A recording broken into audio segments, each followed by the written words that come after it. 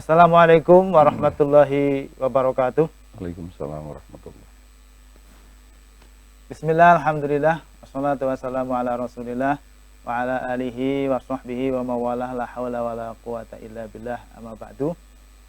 Pemirsa Ratih TV, kaum muslimin wal muslimat, warga Kabupaten Kebumen semuanya yang kami hormati. Alhamdulillah wa syukurillah, pada saat ini kita kembali bertemu dengan acara kita Mimbar Agama Islam Ratih TV Kebumen.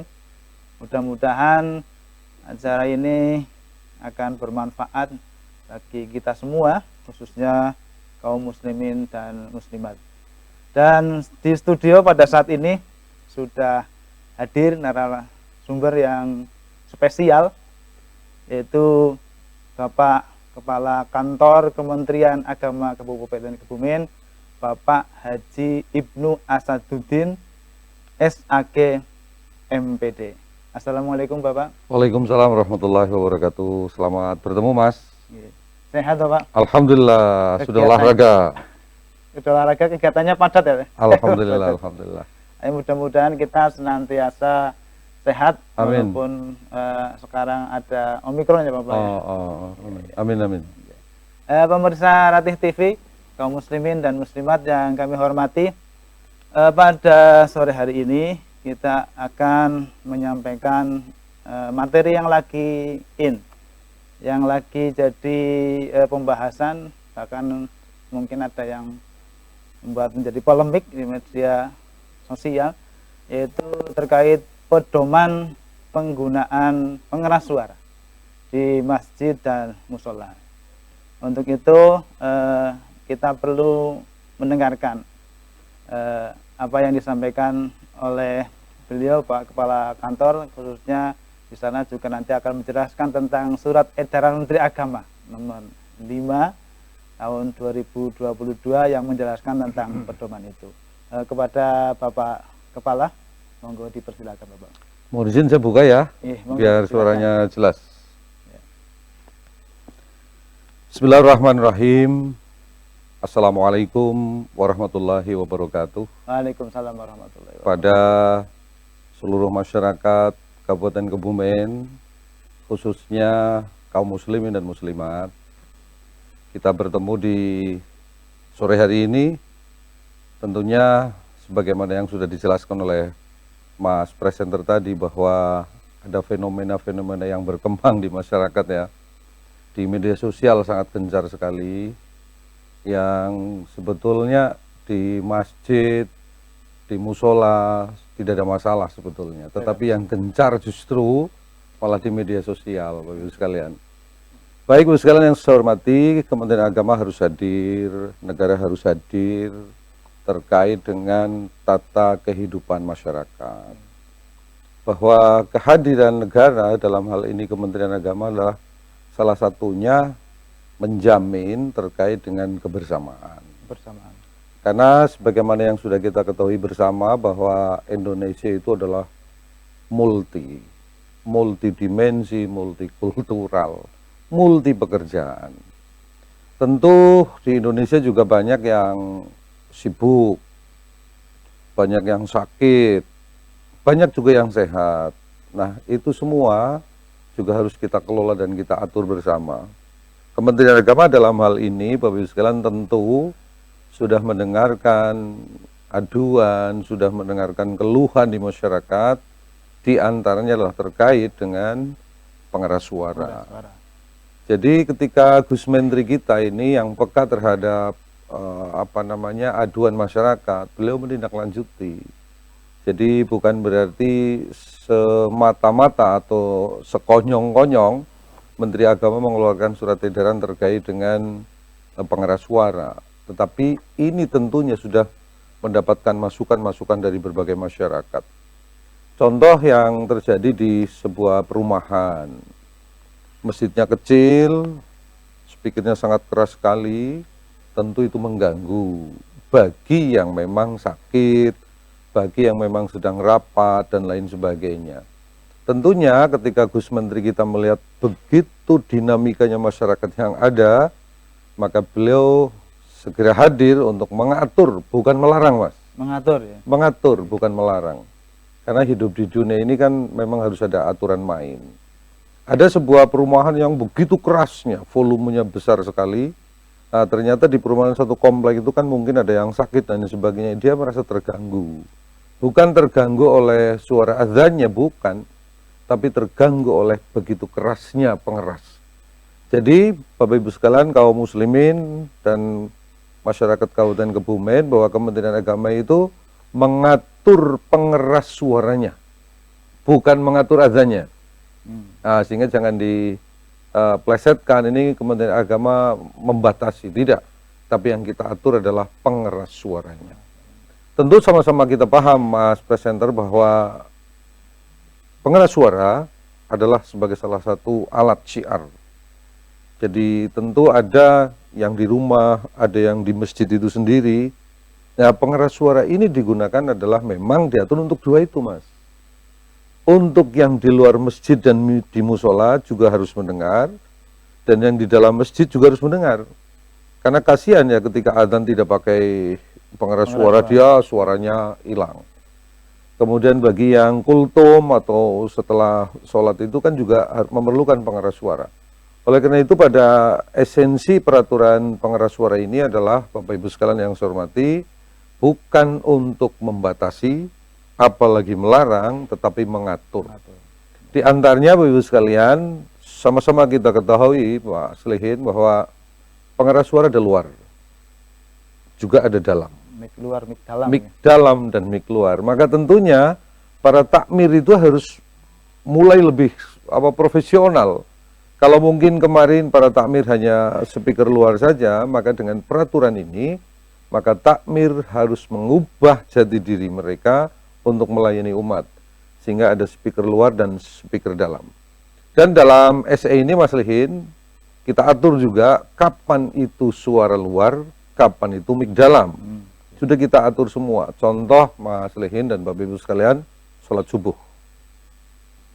Sholat subuh cenderung masyarakat kita sedang nyenyak-nyenyaknya, tidur, belum bangun.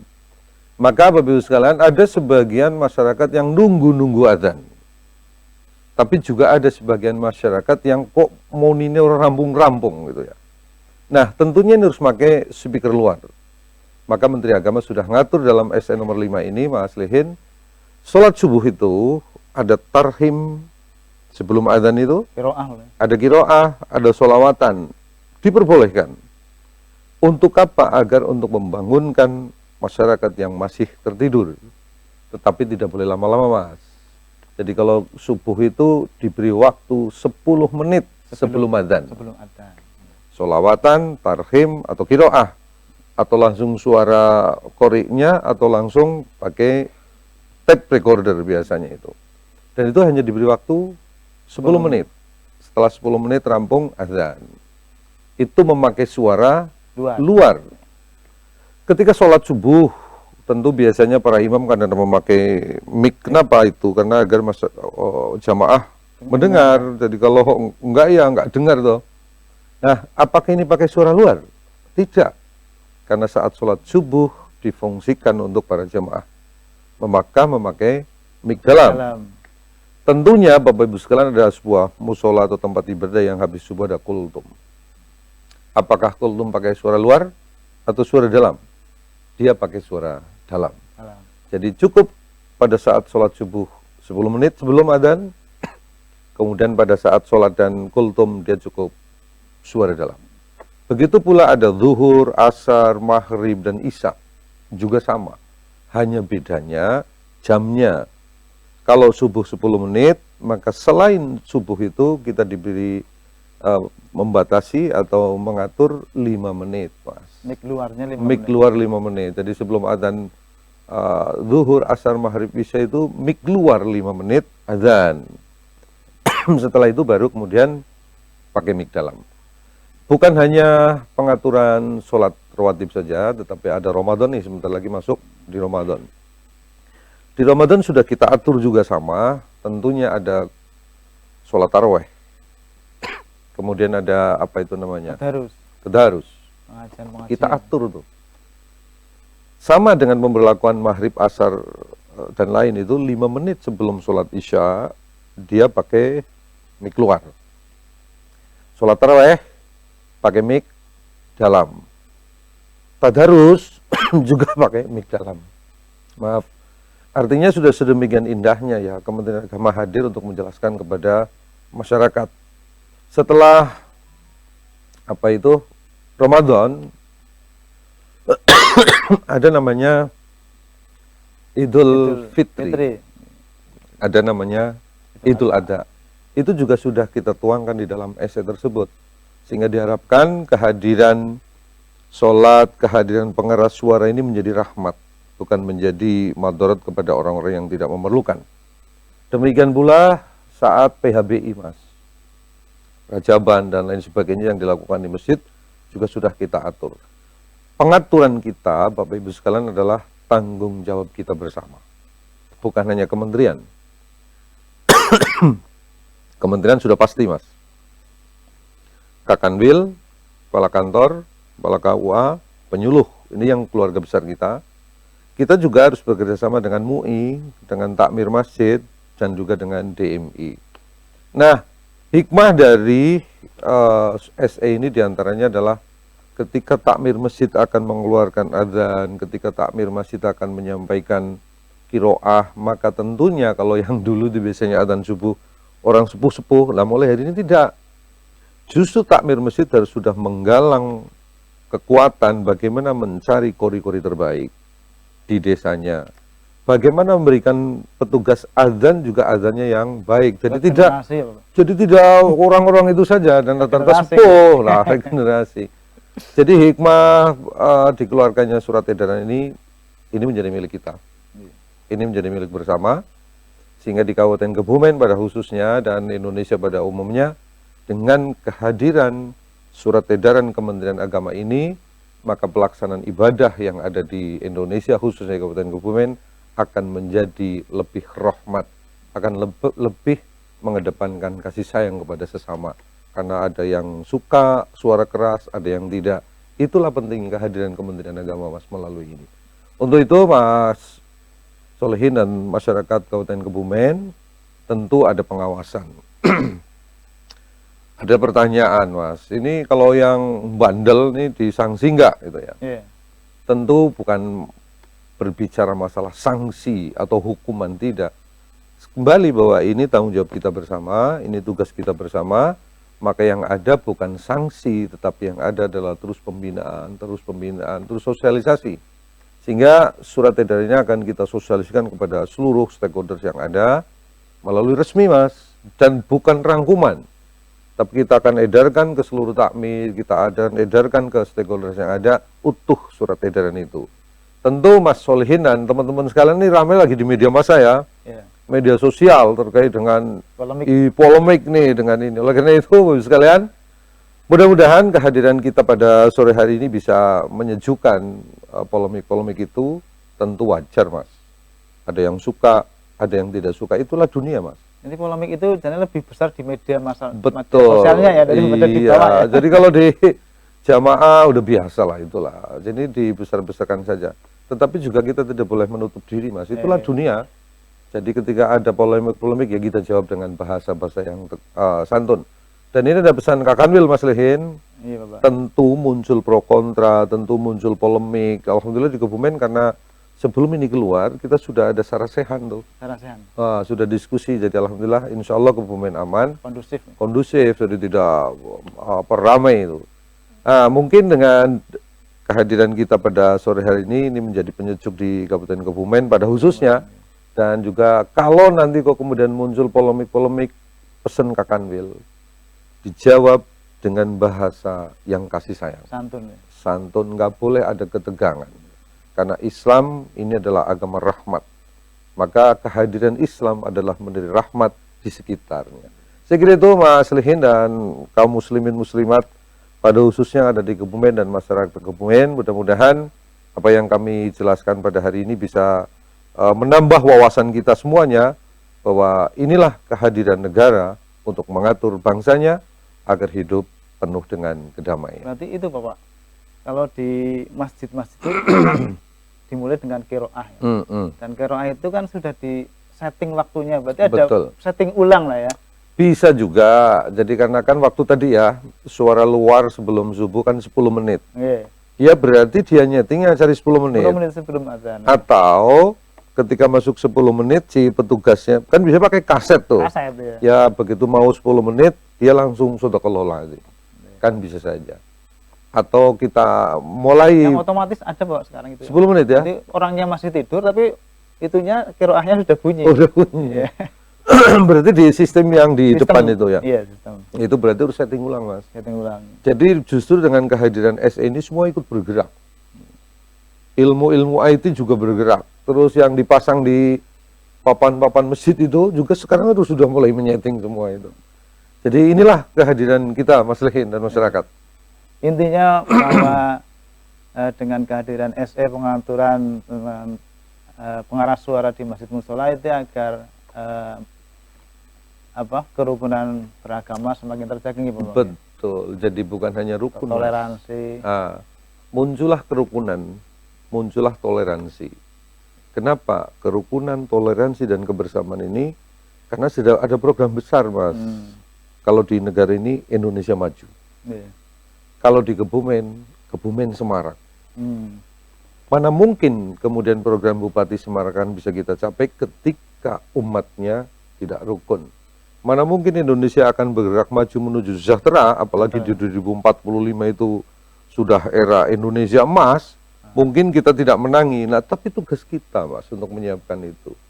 Maka insya Allah dengan kehadiran SE ini justru menjadi daya dorong kita bagaimana agar Indonesia, bagaimana agar Kebumen tercipta situasi kondisi yang kondusif dalam rangka mencapai Indonesia maju dan dalam rangka mencapai Kebumen yang semarak.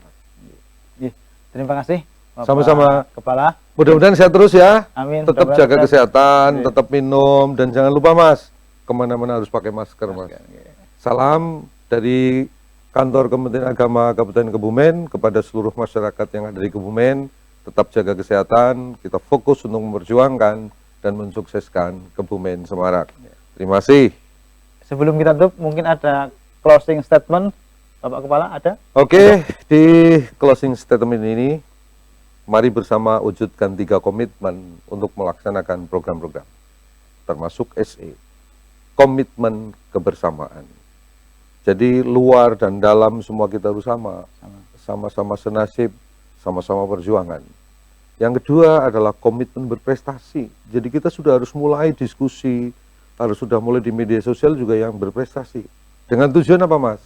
Komitmen yang ketiga adalah komitmen Kementerian Agama Kabupaten Kebumen pada khususnya dan masyarakat Kabupaten Kebumen komitmen menjadi yang terbaik. Amin. Biarkan media sosial berkembang yang tidak baik, tetapi insya Allah Kabupaten Kebumen akan menjadi yang terbaik. Amin. Amin. Terima kasih.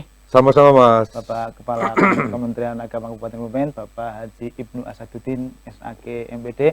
Mudah-mudahan pemirsa Ratih TV semua, masyarakat Kabupaten Kebumen, kaum muslimin dan muslimat, dengan penjelasan tadi terkait SE nomor 5 tahun 2022 Menteri Agama sudah jelas bahwasanya tujuannya adalah untuk mengatur, bukan untuk melarang atau membatasi.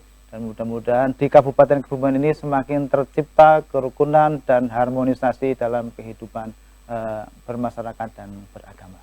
Demikian, apabila ada kekurangannya dari Bapak narasumber, Bapak Kepala, dan dari kami, mohon maaf yang sebesar-besarnya. Mudah-mudahan bermanfaat bagi kita semuanya. Akhiron, assalamualaikum warahmatullahi wabarakatuh. Waalaikumsalam warahmatullahi wabarakatuh.